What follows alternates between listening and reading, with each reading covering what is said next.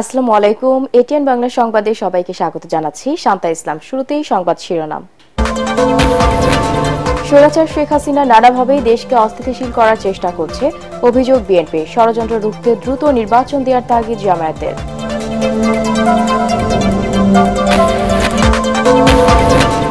চট্টগ্রামে আইনজীবী আলিফ হত্যা মামলার আসামি চন্দন ও রিপন পুলিশের রিমান্ডে সর্বোচ্চ শাস্তি চান আইনজীবীরা। আদালত চত্বরে কঠোর নিরাপত্তা।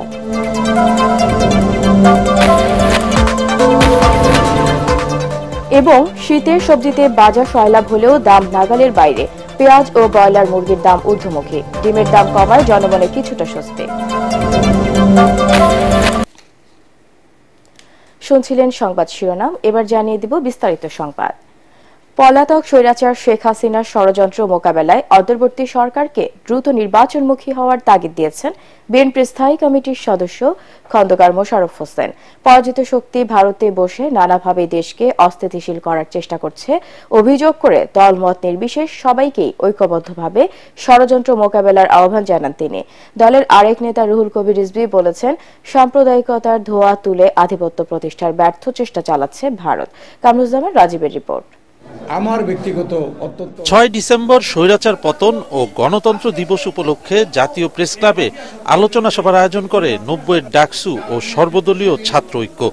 এতে সাবেক ছাত্র নেতারা বলেন, হাজারো ছাত্র জনতার রক্তের বিনিময়ে যে স্বাধীনতা অর্জিত হয়েছে তা ধরে রাখতে হবে। ষড়যন্ত্র শুরু হয়েছে, চক্রান্ত শুরু হয়েছে অন্তর্বর্তীকালীন সরকারের বিরুদ্ধে, দেশের বিরুদ্ধে, দেশের মানুষের বিরুদ্ধে। এতে বিএনপির স্থায়ী কমিটির সদস্য খন্দকার মোশাররফ হোসেন বলেন, অন্তর্বর্তী সরকারকে ব্যর্থ করতে পলাতক স্বৈরাচার সব ধরনের অপচেষ্টা চালাচ্ছে। এমন পরিস্থিতিতে যত দ্রুত নির্বাচন হবে ততই মঙ্গলজনক। ধর্মবর্ণ নির্বিশেষে সবাই মিলে সাম্প্রদায়িক সম্প্রীতি বজায় রাখার আহ্বান জানান তিনি।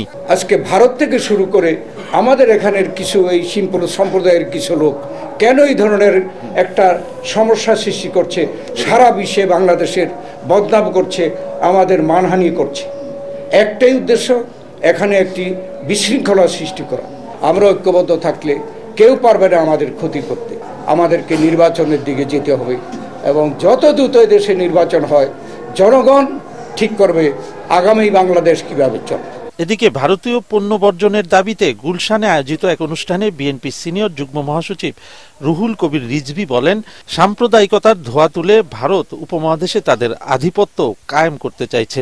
ভয় দেখিয়ে বা অপপ্রচার চালিয়ে বাংলাদেশের উপর খবরদারি করা যাবে না বলে হুঁশিয়ার করেন তিনি। ভারতের স্বাধীনতার পর থেকে গণতন্ত্রের যে একটি ঐতিহ্য ছিল সেটাকে যেমন ভুলুণ্ঠিত করছেন, আর সেই সাম্প্রদায়িকতার ধোঁয়া তুলে কট্টর হিন্দুবাদীদের কে উস্কে দিয়ে আপনারা চাচ্ছেন উপমহাদেশে আপনাদের আধিপত্য কায়েম।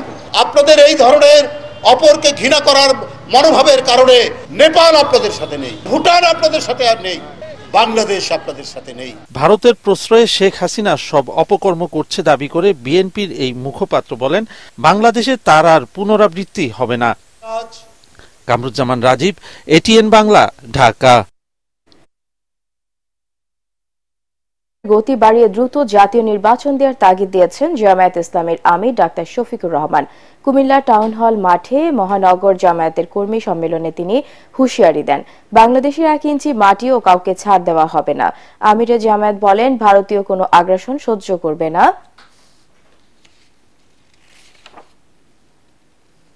এদেশের মানুষ। কুমিল্লা প্রতিনিধি খায়রুল আহসান মানিকের রিপোর্ট, জানাচ্ছেন আদ্দিন সজীব। এক যুগেরও বেশি সময় পর কুমিল্লায় জামাতে ইসলামের কর্মী সম্মেলন। নগরীর নানা প্রান্ত থেকে জামাত এবং সহযোগী সংগঠনের নেতাকর্মীরা মিছিল নিয়ে যোগ দেন কুমিল্লার টাউন হল মাঠে। এ সময় ভারতীয় আগ্রাসন এবং সংখ্যালঘুদের বিষয়ে কথা বলেন আমির ডাক্তার শফিকুর রহমান। বাংলাদেশ বিভিন্ন গোলাপের সমন্বয়ের দেশ।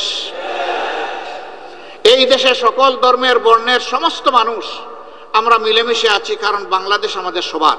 আমরা তাদের কি ক্ষতিটা করেছি? ভারতের কোনো আভ্যন্তরীণ ব্যাপারে আমরা হস্তক্ষেপ করেছি? ভারত বলে আমাদের দেশে সাম্প্রদায়িক সহিষ্ণুতার অভাব, সম্প্রীতির অভাব। হ্যাঁ, মানুষ দেখতে পাচ্ছে কোন বৎসর কতটা কোন ধর্মের মানুষ ভারতের উগ্র একটি সাম্প্রদায়িক গোষ্ঠীর কাছে নির্মমভাবে নিহত হয়, সারা বিশ্ব তার সাক্ষী। আমরা কোনো আগ্রাসন সহ্য করব না। বাংলাদেশের 1 ইঞ্চি জমি আমরা কাউকে ছেড়ে দেব না।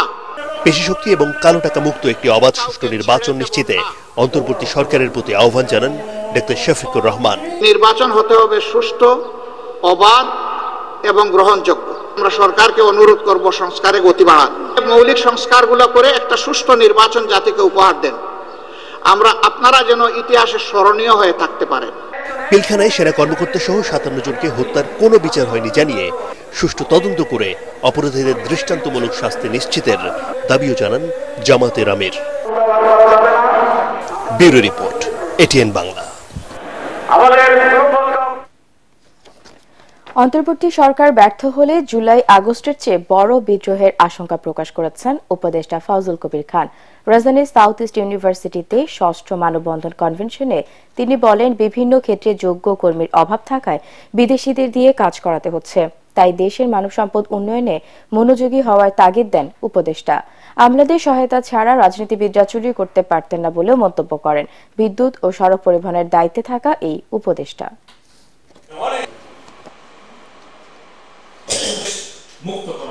এইবার যদি আমরা ফেল করি তাহলে কিন্তু আরো অনেক বড় বিদ্রোহ হবে। অনেকে মনে করে এটা একটা ওয়ান টাইম এপিসোড, এটা কিন্তু ওয়ান টাইম এপিসোড না। মানুষের মধ্যে কিন্তু ক্ষোভ এখনো পূর্ণ মাত্রায় বিদ্যমান। আমরা রাজনীতিবিদদের দোষ দিয়ে থাকি যে এই দুর্নীতি হয়েছে, এই অনিয়ম হয়েছে, কিন্তু রাজনীতিবিদরা দুর্নীতি কাদের সহায়তায় করেছেন?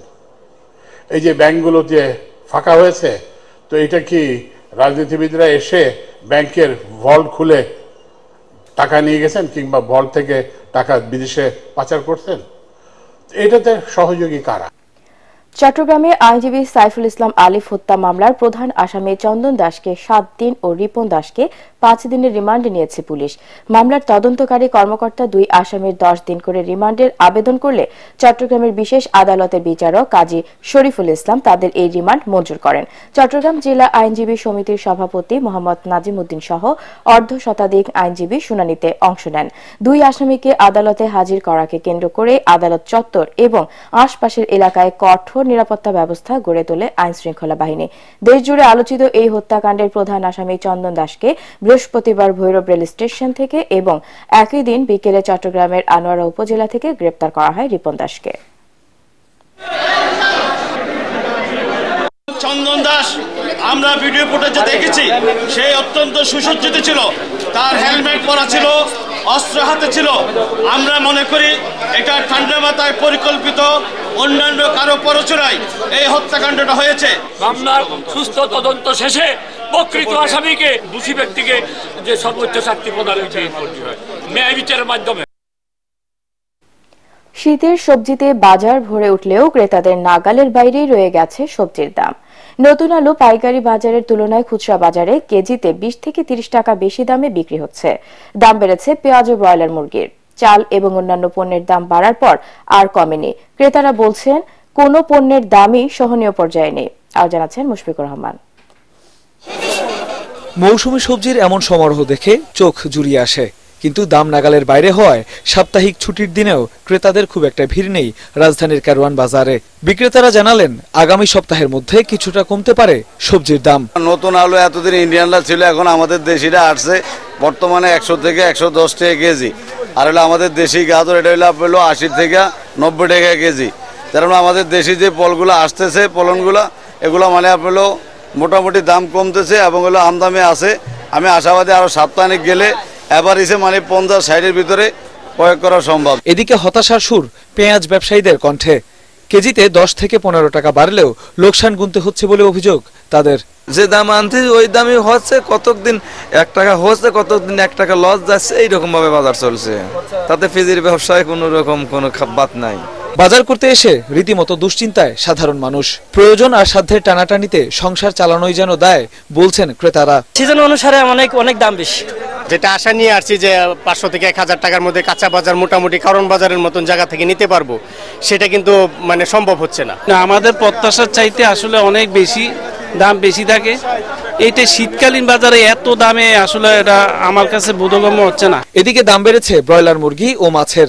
দাম কমে না, যে আগের দাম হয়ে আছে সেই বাড়েও না কমও না। ব্রয়লার বেচতেছে 180 টাকা, সোনালী 300, 320, এভাবে বেচতেছি। আর লেয়ার মুরগি বেচতেছি 290, গেছে সপ্তাহে এই সপ্তাহে একটু হালকা বাড়ছে বাজারটা, পার কেজিতে 10 টাকা করে বাড়ছে। ডিমের দাম কমায় জনমনে কিছুটা স্বস্তি এলেও ভরা মৌসুমেও দাম কমেনি চালের। মুশফিকুর রহমান, এটিএন বাংলা, ঢাকা। যারা ফ্যাসিস্ট হাসিনাকে ক্ষমতায় আনার চিন্তা করছে তারা দেশ ও ইসলামের শত্রু বলে মন্তব্য করেছেন ইসলামী আন্দোলন বাংলাদেশের আমির মুফতি সৈয়দ রেজাউল করিম। সোহরাওয়ার্দী উদ্যানের মুক্ত মঞ্চে ইসলামী ছাত্র আন্দোলনের কেন্দ্রীয় সম্মেলনে দেয়া বক্তৃতায় তিনি একথা বলেন। ভারত সংখ্যালঘুদের নিয়ে যে ষড়যন্ত্র শুরু করেছে তার বিরুদ্ধে জাতীয় ঐক্য গড়ে তোলার ডাক দেন মুফতি রেজাউল করিম। এ সময় জাতীয় সরকার গঠনের দাবিও জানান তিনি। পরে ইসলামী ছাত্র আন্দোলন বাংলাদেশের 2025 সেশনের কমিটি ঘোষণা করেন চরমোনাই পীর। আমাদের দেশের মধ্যে সংখ্যালঘুরা সর্বক্ষেত্রে নিরাপদ থাকার পরেও আজকে আমাদের পাশের রাষ্ট্রে ভারত, সেখানে বিভিন্ন সংবাদ মাধ্যম আমাদের দেশকে অশান্তি তৈরি করার জন্য বিভিন্ন মিথ্যা সংবাদের মাধ্যমে দেশকে বিভিন্ন ধ্বংস করার, বিভিন্ন ধরনের অশান্তি করার বিভিন্ন নীল নকশা তৈরি করেছে। আপনারা পরিবর্তন করবেন এবং যারা নাকি বিতর্কিত তাদেরকে উপদেষ্টা থেকে আপনারা সরিয়ে দেবেন, এটা আমাদের দাবি। পার্টেক্স খেলার খবর।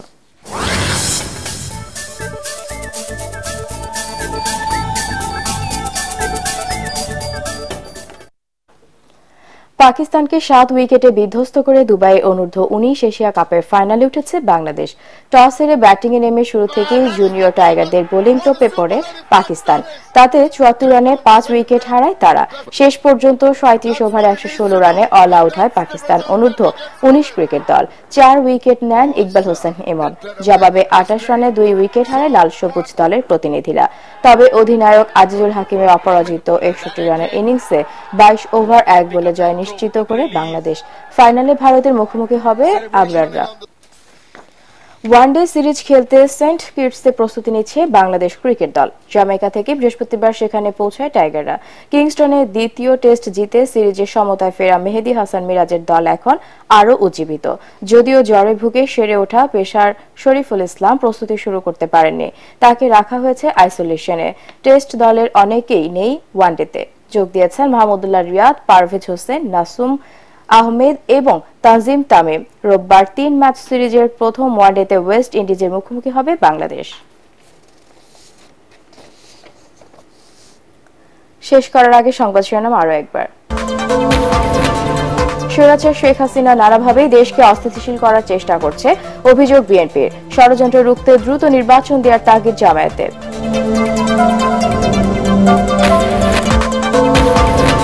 চট্টগ্রামে আইনজীবী আলিফ হত্যা মামলার আসামি চন্দন ও রিপন পুলিশের রিমান্ডে সর্বোচ্চ শাস্তি চান আইনজীবীরা। আদালত চত্বরে কঠোর নিরাপত্তা।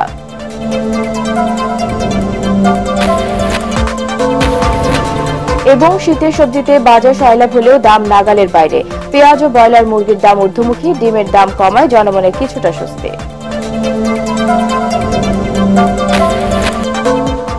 পরবর্তী সংবাদ দেখার আমন্ত্রণ জানিয়ে এখনকার মতো শেষ করছি। এটিএন বাংলা সংবাদ ইউটিউবে দেখতে ব্রাউজ করুন youtube/ATN বাংলা নিউজ। ধন্যবাদ।